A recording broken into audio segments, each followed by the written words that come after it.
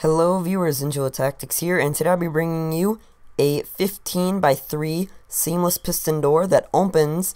The complete opening mechanism from whenever the pistons start moving to the pistons stop moving is 0.8 seconds.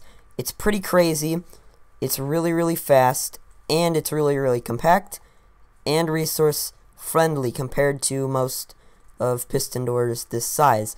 Now it's not the prettiest, but it does function really well, and it's fast and compact like I said. So, enough blabbering, and let's show you how it works. Alright, now if you noticed, and if you're experienced in Minecraft, you know that this really didn't do much of anything, except just replace glass blocks with blocks that you can walk through, fence gates.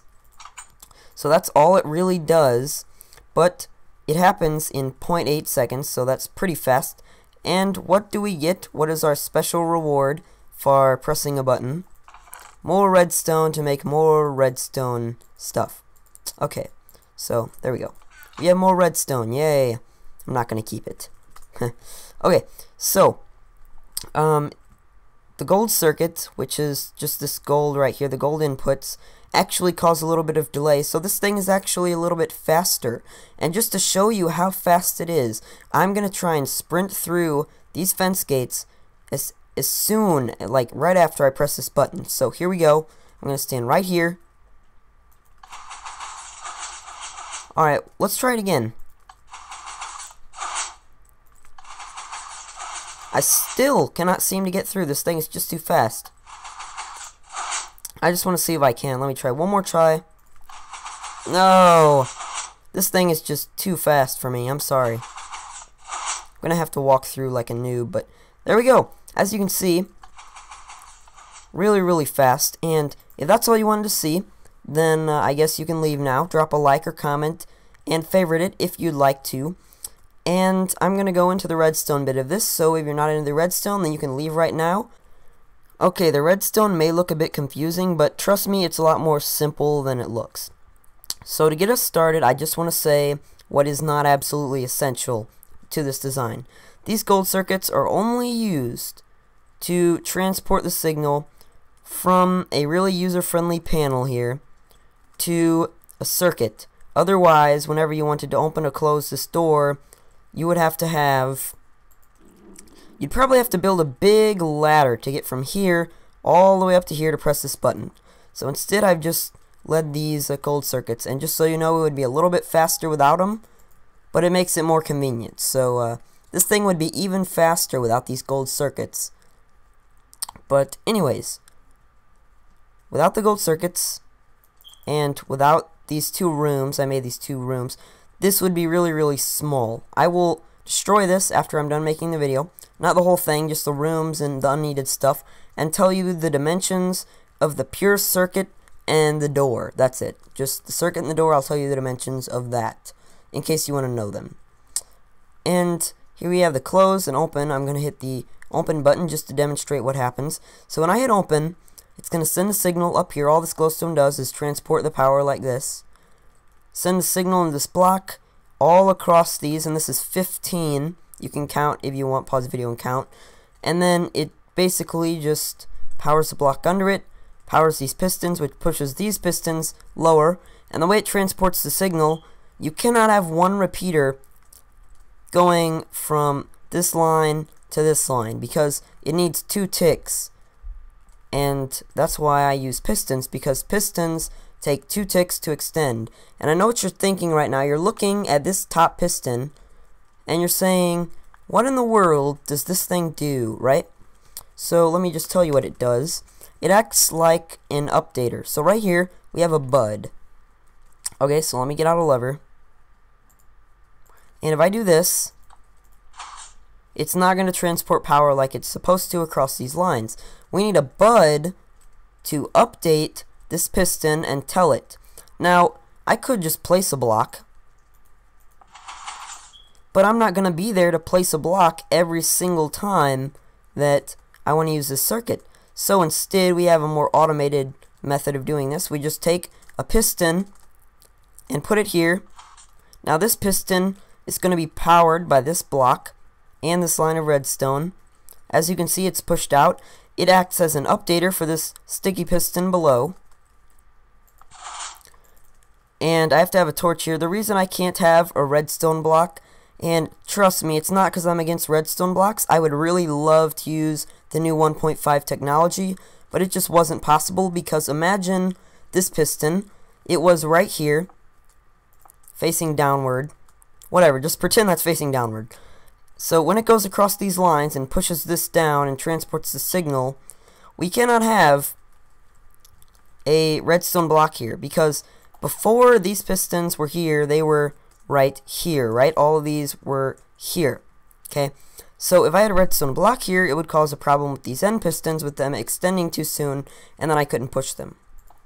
So I had to put this torch there, and that's how this works. Just transports it like this. You can see it real up close. And that's how it works. And basically, it just goes along another line, powers those, and does the same thing over and over and over until it's reached its end. And none of these are sticky pistons, by the way. They can't pull each other back together, and I will explain how they get back together in order to operate once again in a second. So, I'll clear my inventory. And actually, I just want to get out one lever. That's all I need is a lever. Oh no, come on. Okay, so whenever I hit this button, the close button, it's going to send a signal through this wiring. And I'll explain what this goes to in a second. But this right here basically just goes to pistons under it. Under this piston, there are rows of pistons. And as you can see, they're very compact. They're very neatly filed together in a row of pistons, and there's one under that. And what this does is it's going to power this line, and it's going to push all these pistons up.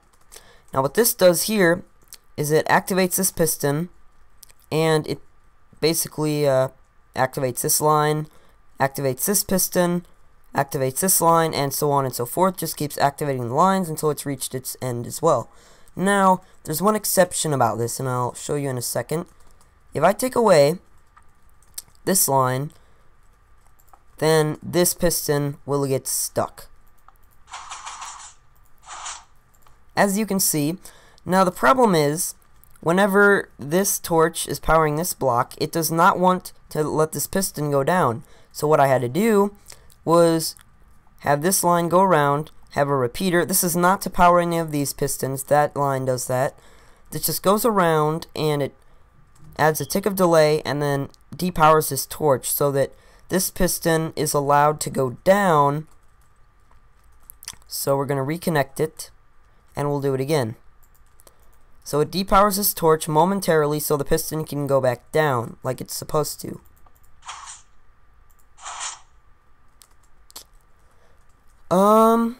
Oh, I see what the problem is. I have to start powering it over here. So as you can see, it went down just like normal, and so did everything else.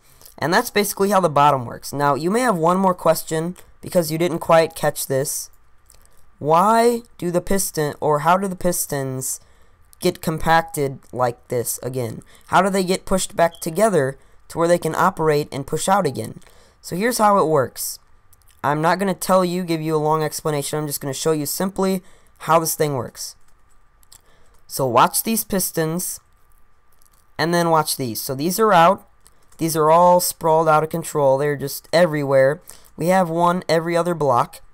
How are they going to get back together? Well, these top ones are pushed together. They're going to push all these blocks down and push the pistons. So watch this. Boom. These pistons are back together again, and they can operate. But if I hit the same button again, it's not going to do anything because these pistons are already out. So it doesn't break the machine if you hit the same button twice. Oh man. We have a problem. Alright guys, I fixed the problem. It was just that the demonstration that I showed you kind of got these pistons out of whack, so I had to fix them. But that explains how this thing works, and I hope you fully understand it. I'm not going to do a tutorial on it. now because I really don't want to make a tutorial on it if no one's going to watch or care about it. So I'm just going to see what you guys say. If you guys want a tutorial on this, if you think you can build it on your own, but you don't think other people might be able to build it, then you can ask me to build it in the comment section below, and I'll see how many people want to know how to build it. If nobody does, like I said, there's no point in me making it or showing how to make it. So yeah, hope you guys enjoyed. If you did, please leave a rating, comment, and subscribe, and leave a comment telling me that you want me to do a tutorial if you really want to know how to build this thing. Thank you, and goodbye.